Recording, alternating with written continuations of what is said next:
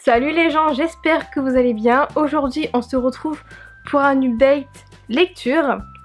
Donc, je vais vous parler du 4e tome de Phobos, de Un appartement à Paris de Guillaume Musso et d'un classique qui est Raison et Sentiments de Jane Austen. Nous allons commencer avec Phobos, le 4e tome donc de Victor Dixon dans la collection R de Robert Laffont. Donc pour ceux qui ne connaissent pas Phobos, il s'agit de 6 garçons, 6 filles qui vont monter à bord d'une navette spatiale destination Mars pour créer la première population sur notre planète que la Terre, c'est-à-dire la planète Mars. Et en fait, le long du voyage, dans cette navette, ça va se dérouler sur, en quelque sorte comme une télé-réalité, parce qu'ils vont être filmés H24, jour 7, et ça va être retransmis à la télévision. Et le but, que ce soit 6 garçons, 6 filles, c'est qu'ils se conquient les uns les autres pour créer des couples, et que pour ensuite, sur Mars, ils fassent des enfants, ils créent une population, etc. Donc là, c'est le 4e tome, donc là, c'est le retour sur Terre. J'ai du mal à réaliser que je tiens entre mes mains le 4e et dernier tome de la saga Phobos. Mais j'ai du mal aussi à réaliser que j'ai refermé ce 4e tome, et que donc c'est terminé. Ce tome était totalement incroyable, et je pèse vraiment mes mots. Et puis cette fin, mes amis, c'est de young adulte, du coup je pensais que la fin, j'allais pouvoir la deviner facilement. Tout compte fait, je vous assure que je l'ai pas deviné, que je m'attendais à tout sauf ça. Et c'est super, pour une fois que je lis un bouquin et que je m'attends pas à cette fin, enfin je suis super contente, vraiment. Un retour sur Terre qui a été bien plus mouvementé qu'on aurait pu le croire ou le prévoir. On a eu tous peur pour Léonore et les autres pionniers. En tout cas, moi, personnellement, j'ai eu peur et pas qu'une fois. Ce tome changeait des autres. Il était différent pour la simple et unique raison que l'histoire se déroulait principalement sur la planète Terre. On en revenait presque à regretter à certains moments la planète Mars. C'est pour vous dire à quel point ce qui se passait sur Terre était mouvementé et pas forcément positif. Victor Dixon nous a bien surpris avec ce 4e tome. Un 4e tome qui était addictif à un point que vous ne pouvez sans doute pas imaginer. En tout cas, moi, j'ai eu du mal à m'arrêter de lire. Ceux qui disent par exemple que le young adult est de la sous-littérature ou que c'est de la merde ou que c'est trop commercial, ils ont franchement tort. La preuve avec ce 4e tome de Phobos qui était franchement super. Mais vraiment super, j'ai vraiment beaucoup aimé. Ça fait longtemps que j'ai pas aimé un livre young adult à ce point. Un tome rempli d'action, addictif et vraiment pas reposant du tout, pour la simple raison que vous ne pouvez pas vous ennuyer et que vous ne pouvez pas vous empêcher de tourner les pages même si vous avez autre chose à faire. En bref, vous avez lu le tome 1, le tome 2, le tome 3 et peut-être même les origines de Phobos.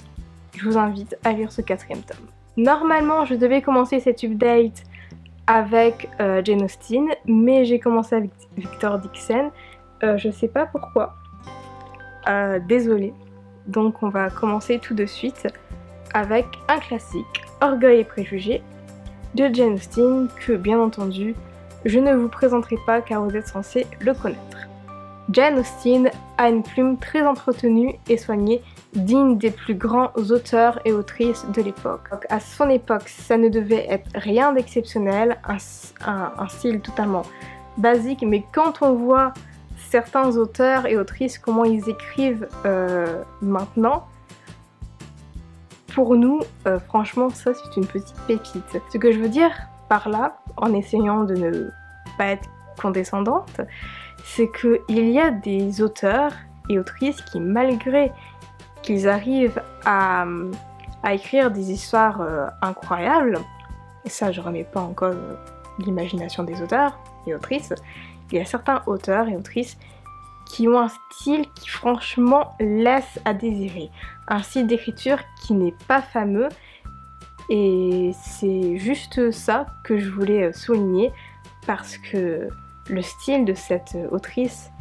est vraiment très très joli, ça se lit très rapidement, très facilement. Elle a vraiment un style très très joli, c'est pour ça que je dis qu'à son époque, tout le monde devait probablement écrire comme ça ne devait rien avoir, ça n'avait rien d'exceptionnel, alors qu'à notre époque, on a tendance à beaucoup souligner les auteurs et autrices qui écrivent bien parce que c'est... Je veux pas dire que c'est de plus en plus rare, mais on n'en voit pas à tous les coins de rue. L'autrice va dans les détails de son histoire, parfois même dans les plus petits détails et parfois même des détails insignifiants, ce qui peut donc être parfois passionnant et à d'autres moments totalement ennuyant, voire emmerdant. Les sentiments de l'être humain, plus particulièrement les sentiments de jeunes filles de l'époque. Ce sujet vaste qu'elle a décidé de traiter, ce sujet qui est très sensible. Les sentiments ont tendance à être insaisissables parce que c'est très vaste des sentiments, et elle a décidé de traiter ce sujet dans ce roman, et personnellement je trouve qu'elle a vraiment très bien cité, très bien traité le sujet même des sentiments. Impossible de ne pas apprécier, de ne pas aimer, de ne rien ressentir pour les personnages de ce roman. Que ça aille, que ce soit envers les sœurs Dashwood, envers le colonel Brandon, envers Willoughby, non sérieusement, envers Willoughby, ainsi que tous les autres personnages. Je suis désolée, j'ai toujours eu du mal avec ce nom, même en le lisant dans ce roman. Et le dernier manuscrit que je vais vous parler, et pas des moindres, parce que c'est vraiment un bouquin que j'ai vraiment beaucoup aimé. Il s'agit de Un appartement à Paris de Guillaume Musso. Donc, Madeleine a loué un atelier d'artiste pour s'y reposer et s'isoler. À la suite d'une méprise, cette jeune flic londonienne y voit débarquer Gaspard, un écrivain misanthrope venu des États-Unis pour écrire dans la solitude. Ces deux écorchés vifs sont contraints de cohabiter quelques jours. L'atelier a appartenu au célèbre peintre Sean Rowlands et respire encore sa passion des couleurs et de la lumière. Terrassé par l'assassinat de son petit garçon, Lawrence est mort un an auparavant, laissant derrière lui 3 tableaux aujourd'hui disparus. Fascinés par son génie, Madeleine et Gaspard décident d'unir leurs forces pour retrouver ces toiles réputées extraordinaires. Et je peux vous assurer que ce roman est également extraordinaire. En ouvrant ce roman, je n'imaginais pas ce qui m'attendait, j'étais loin de l'imaginer. D'ailleurs, cette histoire m'a fait passer par plusieurs émotions possibles, de la tristesse à la stupeur, par exemple. Guillaume Musso a vraiment écrit des personnages très bien, très complexes, très complets, qui ont leurs difficultés, qui ont eu des difficultés dans la vie, qui sont arrivés ici d'une certaine manière et pas d'une autre. Franchement, ils sont très bien écrits, ils sont très bien profonds, ils sont très profonds, très approfondis. Je les ai presque tous aimés. Il y a toujours un ou deux personnages que j'ai envie de claquer, comme dans tous les romans, mais en général, c'est des personnages que j'ai tout de même beaucoup appréciés. J'aime les romans qui se mélangent à l'art de la peinture, étant donné que je suis une grande fan de peinture, notamment de Vincent van Gogh. Bref, c'est un roman qui se mélange à l'art de la peinture, notamment avec ce peintre fictif et maudit, Sands Lawrence. Franchement, avec comme un sujet aussi important que la peinture dans ce roman, je pouvais que l'aimer. J'aurais pu le détester si ça avait été écrit comme de la merde, mais ça n'a pas été le cas. Et c'est vraiment un roman que j'ai aimé, encore plus que La fille de Brooklyn du même auteur. petit point d'ailleurs, ou plutôt petite parenthèse, il est très intéressant de lire à la fin du manuscrit les sources d'inspiration qui ont aidé l'auteur à créer le personnage, le peintre de Lorenz. Voilà. Ne cherchez pas Sino Lorenz dans les musées et les galeries d'art contemporain. Il est la cristallisation de plusieurs peintres dont j'apprécie le travail et qui n'ont heureusement pas connu un destin aussi tragique. Un tout petit point négatif, vraiment tout petit parce que ça reste quand même un roman que j'ai beaucoup aimé, c'est qu'il y a eu certaines choses auxquelles on s'y attendait. Exemple, spoiler, en ce qui concerne le fils du peintre. On s'y attendait.